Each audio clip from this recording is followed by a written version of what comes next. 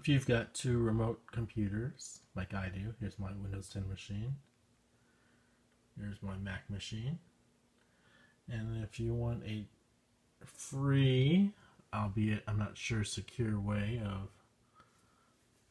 logging into either computer remotely, one thing I can sort of suggest is Chrome Remote Desktop.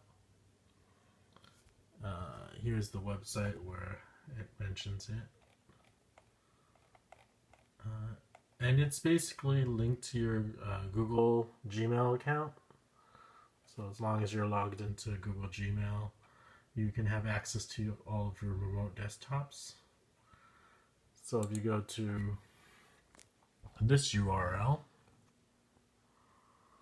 remotedesktop.google.com/access, and you're logged into your Gmail account,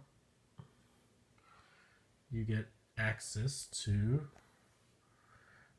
possibly different computers that you've installed the remote access application onto. It's just down over here.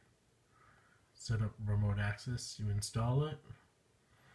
Once you've installed it, it'll ask you to add a PIN number, and that's it.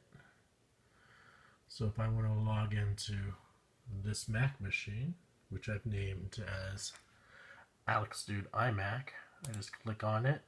Usually it'll ask you for a PIN, which I have here. I'm going to go put in that PIN.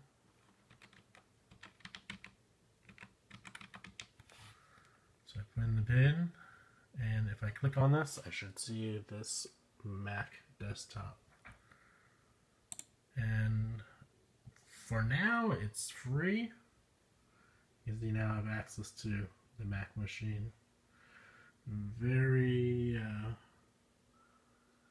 seamless. I haven't noticed too many dropouts while using it, so that's my review. It's pretty easy to use. I mean, once you're done and you want to quit, you can just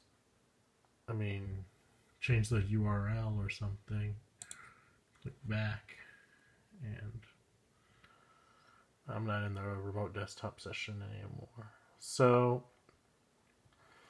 this whole remote desktop for Chrome Remote Desktop is controlled by your Gmail, as long as you're logged into your Gmail, and the desktop you want to control remotely, you've installed the Setup Remote Access application, and that's it. So if you would like to, the reason why I use it is to log into my Plex server, which doesn't have a screen, and that way I can update my movies or TV shows and stuff.